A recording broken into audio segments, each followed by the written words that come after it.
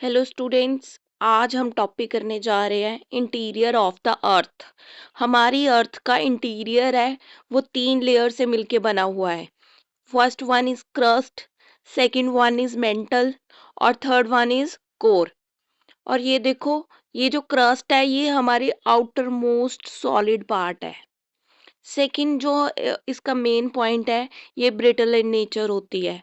और अगर इसकी थिकनेस की बात करें, एक तो कॉन्टिनेंटल एक ओशियानिक पार्ट होता है इसका। 2 पार्ट्स में इसकी थिकनेस को डिवाइड किया हुआ है। जो कॉन्टिनेंटल पार्ट है 50 to 70 किलोमीटर तक लाई करता है और हिमालय रीजन्स में फाउंड होती है ये कॉन्टिनेंटल पार्ट। और अगर हम बात करें ओशियानिक का, ओशियानिक का 5 to 30 किलोमीटर तक बना होता है। और मेन आपको हमें पता होना चाहिए, जो क्रस्ट है वो सिलिकॉन और एल्यूमिनियम से बनी होती है। ये मेन पॉइंट है इसका। उसके बाद है मेंटल। मेंटल हमारी 83% ऑफ अर्थ के पार्ट को कवर करती है। ये क्रस्ट के बाद आता है। और मेन ये किससे बनी होती है? सिलिका और मैग्नीशियम से मिलके बनी होती है। और एक्सटेंड इसकी डेप्थ होती है 2900 किलोमीटर तक। बियॉन्ड एस्टेनोस्फेयर के बाद सॉलिड मेंटल आता है। और थर्ड वन है हमारे पास कोर। कोर मेड होता है निकल और आयरन से। और इसको 2 पार्ट्स में डिवाइड किया हुआ है, एक आउटर कोर और एक इनर कोर। आउटर कोर है उसको लिक्विड स्टेट में होता है और जो इनर कोर होता है वो सॉलिड स्टेट में होता है। अब नेक्स्ट हमें पता होना चाहिए लिथोस्फेयर। लिथोस्फेयर मतलब land crust plus upper most mental के पार्ट को लिथोस्फेयर बोला गया है। एस्थेनोस्फेयर अपर पोर्शन ऑफ जो मेंटल का अपर पोर्शन है उसको एस्थेनोस्फेयर बोला गया है। इसको सब डायग्राम में हम पढ़ेंगे, लेकिन हमें पता होना चाहिए कि इसको कितने किलोमीटर तक एक्सटेंड किया हुआ है। 400 किलोमीटर तक एक्सटेंड किया हुआ है। मेन सोर्स ऑफ मैग्मा का ये एस्थेनोस्फेयर होता है। मेन सोर्स जितनी भी वॉल्केनिक एरप्शंस होती है इसी के सरफेस में से होती है। प्लेट टेक्टोनिक मूवमेंट भी होती है इसमें और बहुत ही वीकर जोन होता है। अर्थ की जो क्रस्ट है उसमें ऑक्सीजन, सिलिकॉन, एल्यूमिनियम होता है और मोस्ट अबंडेंट एलिमेंट होते हैं एक आयरन, एक ऑक्सीजन, एक सिलिकॉन। एक गोल्ड माइन होता है, वो 3 से 4 किलोमीटर तक साउथ अफ्रीका में मिल जाता है। डीपेस्ट ड्रिल होता है कोला में, आर्कटिक वाले रीजन में 12 किलोमीटर तक। अब ये जो अभी हमने पढ़ा ना, क्रस्ट, मेंटल, कोर, ये देखो बता रखा है। पहले ओशियानिक क्रस्ट अपर पार्ट को बता रखा है, फिर फिर उसके बाद अपर मेंटल आ गया एस्थेनोस्फेयर वाला, फिर इनर मेंटल आ गया मीजोस्फेयर, फिर आउटर कोर आ गया लिक्विड वाला, फिर इनर कोर आ गया सॉलिड वाला पार्ट। ये पूरा डायग्राम में बता रखा है कि कैसे क्रस्ट, मेंटल, कोर कैसे इनको डिवाइड किया हुआ है। क्रस्ट और अपर मेंटल को मोहों के बीच डिवाइड किया हुआ है। और रेपेटी वाली जो लाइन शो कर रही है 400 किलोमीटर पे, इनर मेंटल में और आउटर कोर में गुटनबर्ग आ गया और आउटर कोर और इनर कोर में लेहमैन आ गया। ये सब पता होना चाहिए। ये डायग्राम बिल्कुल फिक्स होना चाहिए, किसी भी तरह से क्वेश्चन बन सकता है। Inner most part of the अर्थ हमारा होता है लेमैन डिसकॉन्टिन्यूटी। ये डिसकॉन्टिन्यूटी है। डेंसिटी सबसे ज्यादा कोर की होती है, उसके बाद मेंटल, फिर क्रस्ट की। मेथड्स कौन से होते हैं अर्थ के इंटीरियर में? एक तो डायरेक्ट सोर्स और एक इनडायरेक्ट सोर्स। जो डायरेक्ट सोर्स होते हैं वो volcano, mining, drilling, surface, rock. Indirect source होते हैं अर्थक्वेक, मेटेराइट्स, ग्रेविटेशनल फोर्स। अब हमें पता होना चाहिए जो प्लेट टेक्टोनिक कंसेप्ट क्या होता है। एक मैकेंजी, पार्केट, मॉर्गन, और इसको बोलते हैं लिथोस्फेरिक प्लेट भी बोलते हैं। जो प्लेट मूव करती है हॉरिजॉन्टली ओवर द एस्थेनोस्फेयर।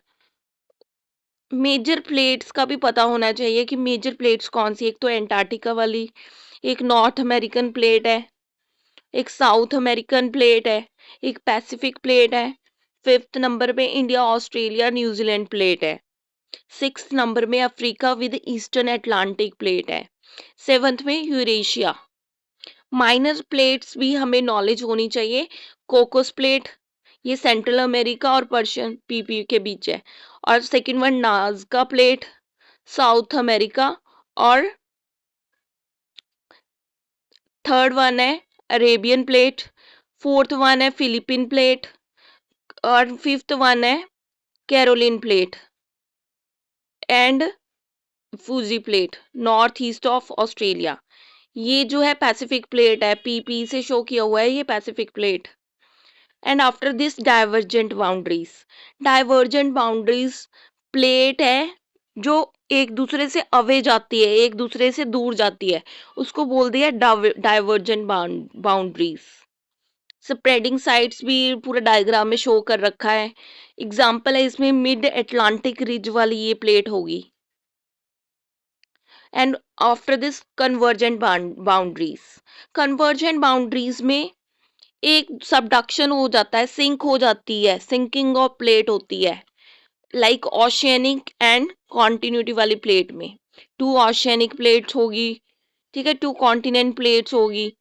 इसमें क्या होता है, कन्वर्ज होती है बाउंड्रीज, फोल्ड हो जाती है। And after this transform boundaries में neither produce nor destroyed, eruption do not takes.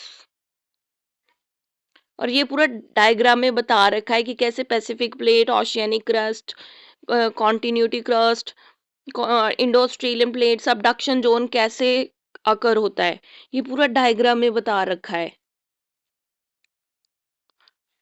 अब हमें पता होना चाहिए ओशियनिक प्लेट में क्या होता है। मैक्सिमम वॉल्केनो आते हैं, डेंसर होती है देन कॉन्टिनेंट प्लेट में मैक्सिमम डेंसर होती है, मोर प्रेशर आता है, मोर टेम्परेचर आता है, मैग्मा, लावा, वॉल्केनो इरप्ट होते हैं।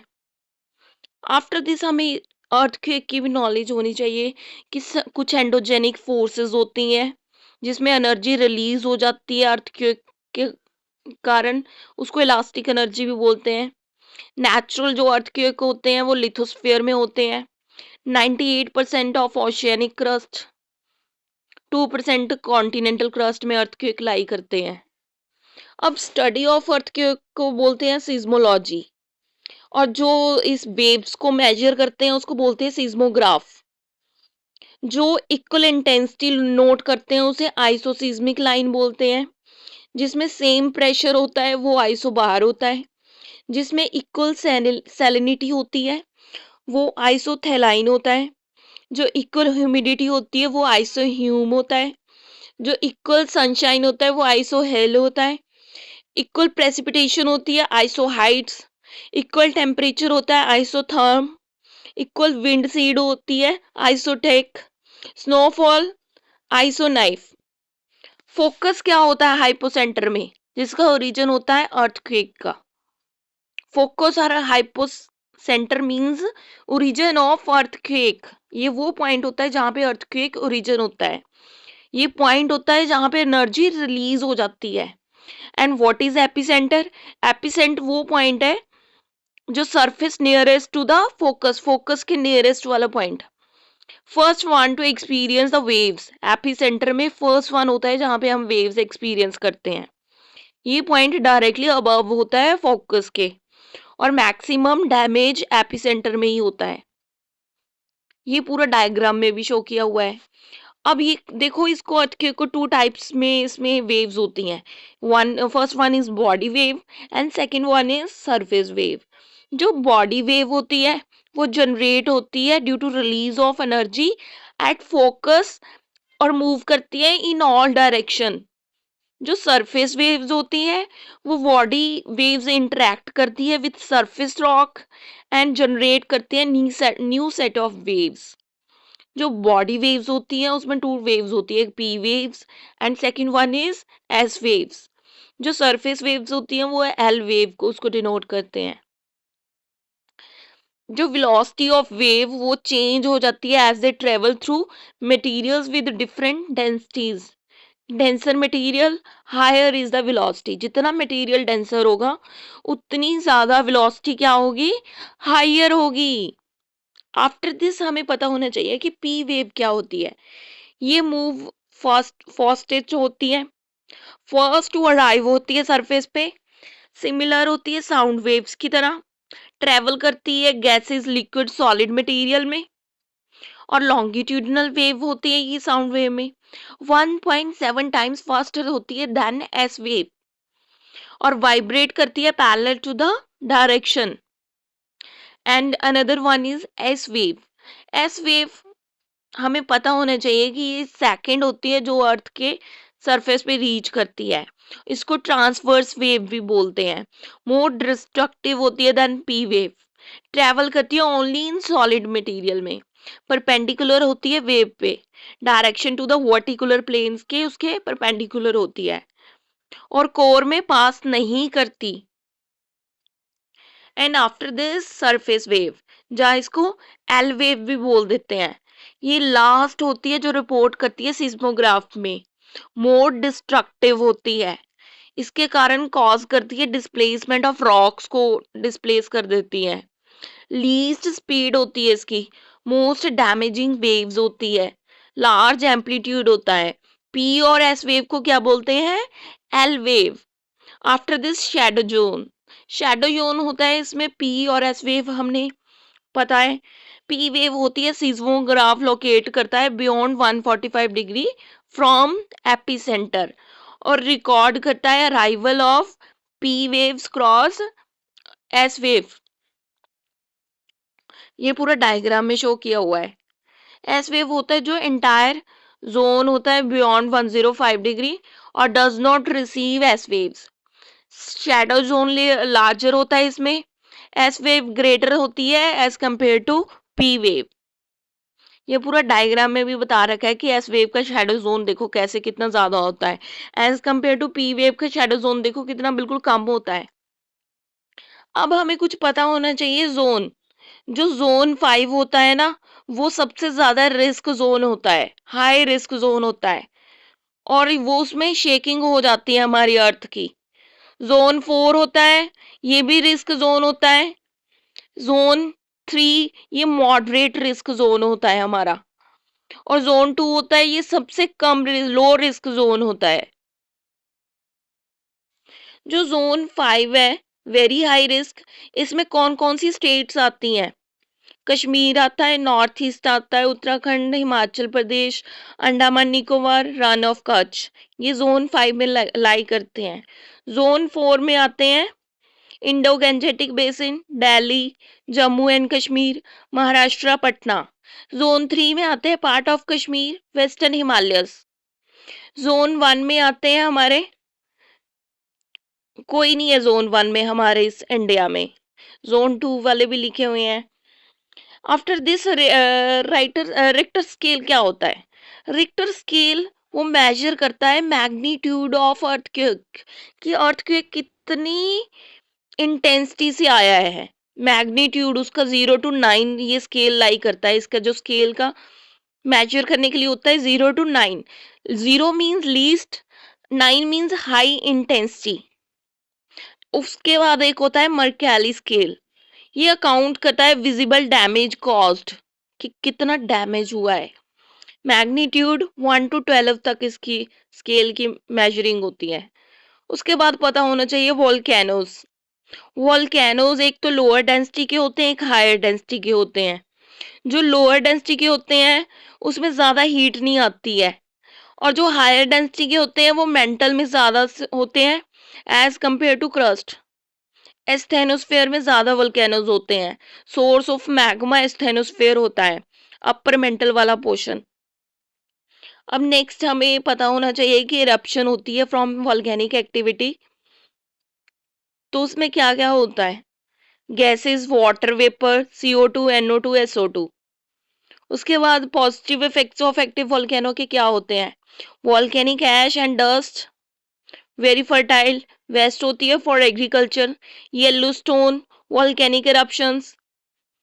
उसके बाद हमें पता होना चाहिए लावा, व्हाट इज लावा। लावा एक तो एसिडिक लावा, एक होता है बेसिक लावा। जो एसिडिक लावा होता है वो कंटेन करता है मोर सिलिका, विस्कस होता है, लाइटर इन कलर होता है, उस क्रिएट करता है डॉम स्ट्रक्चर। एग्जाम्पल होगी स्ट्रोम्बोली, इटली, वहां पे ये एसिडिक लावा फाउंड हुआ है। जो बेसिक लावा होता है ये कंटेन करता है लेस सिलिका, लेस विस्कस होता है, डार्कर इन कलर होता है। एग्जाम्पल मोना लोआ हवाई, ये वाला एरिया बेसिक लावा में लाई करता है। वॉल्केनोज, वॉल्केनोज भी 3 टाइप के होते हैं, जैसे हमने अर्थक्वेक को स्टडी किया वैसे वॉल्केनोज भी होते हैं। एक एक्टिव वॉल्केनो, एक डॉर्मेंट, एक एक्सटिंक्ट। जो एक्टिव होता है वो इरप्ट हो जाता है रेगुलरली, लाइक जापान का शुकुजिमा, हवाई आइलैंड, इंडोनेशिया की ये प्लेसेस बता रखी है, तंबोरा, सुमेरु, मेरापी, दुकानो, इटली का स्ट्रोम्बोली, माउंट एटना, इंडिया का बैरन आइलैंड। जो डॉर्मेंट होता है ये अरप्ट होता है in heat past but to the potential to do. India में ऐसा कौन सा है dormant? Narcondam near north Andaman, Indonesia Japan का फुजियामा, इटली का वेसुवियस, तंजानिया का mount Kilimanjaro, Ecuador Chimborazo, Argentina का एकानागुआ, म्यांमार का प्यूपा। एक्सटिंक्ट कौन से होते हैं? जो have not erupted in human history not future,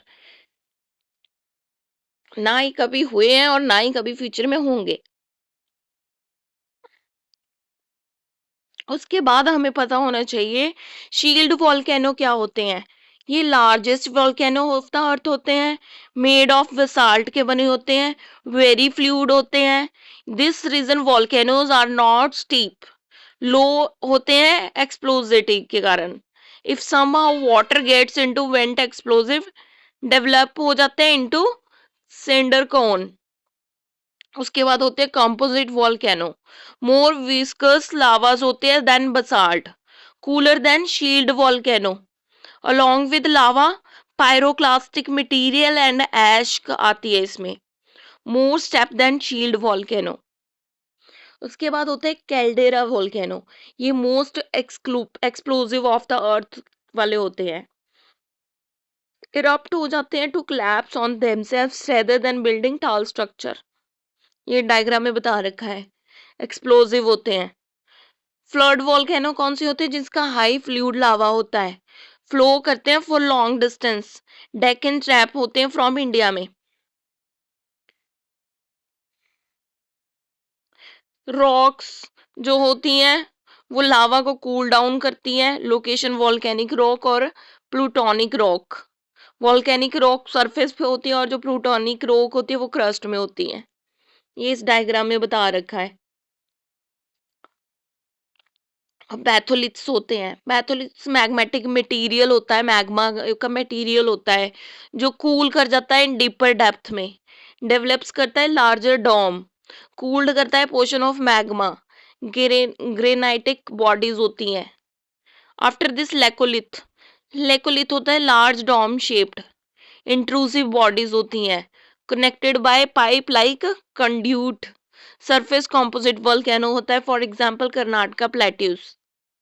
after this lopolith, lopolith होता है saucer shaped concave to the sky body. After this phacolith, phacolith होता है जिसमें डिपोजिशन होती है ऑन सिंक लाइन। ये बता रखा है कैसे एंटिक लाइन होती है और एक सिंक लाइन होती है। जो बिल्कुल बेस पे होती है उसको सिंक, और जो टॉप पे होती है उसको एंटिक लाइन बोलते हैं।